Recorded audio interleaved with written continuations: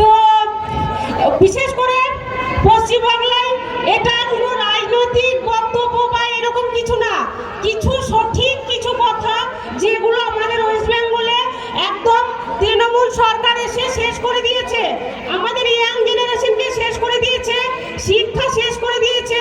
হিন্দু মুসলিম করে প্রত্যেকটা জায়গায় হোস্টেলে মেসে নিজেদের মধ্যে হিন্দু হিন্দু করছে, মুসলিম করছে, আর সেখানে কিন্তু তাদের ছেলেমেয়েরা কিন্তু ভুগতে হচ্ছে বাইরে। তো এই জিনিসগুলো না আসাই ভালো।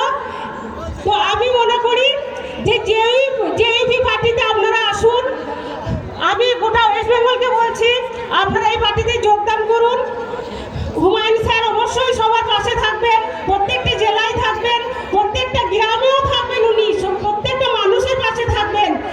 আমরা হুমায়ুন স্যারের কাছে এখন অনেক কিছু আশাবাদী, সব ধর্মের মানুষই আপনারা হুমায়ুন স্যারের পার্টিতে যোগদান করুন এবং পশ্চিমবাংলাকে একটা সুন্দর পশ্চিমবাংলা রূপে গড়ে তুলুন। হুমায়ুন কবির জিন্দাবাদ, জিন্দাবাদ জিন্দাবাদ। হুমায়ুন কবির স্যার কি জয়, বলুন জয়।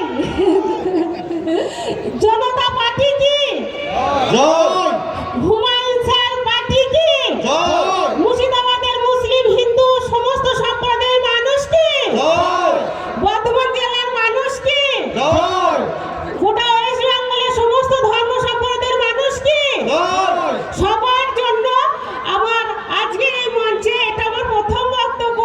জানি না আমি যদি কোনো ভুল বলে থাকি ক্ষমা চেয়ে নিচ্ছি। তো সবাই আপনারা এই পার্টিতে যোগদান করুন, দলে দলে যোগদান করুন। নমস্কার। ধন্যবাদ সাবিনা ইয়াসমিনকে, পূর্ব বর্ধমান মহিলা সভানেত্রী, জনতা উন্নয়ন পার্টি। এবারে আপনাদের সামনে বক্তব্য রাখবেন ইবরার হোসেন, পশ্চিম মেদিনীপুর জেলা সভাপতি, জনতা উন্নয়ন পার্টি।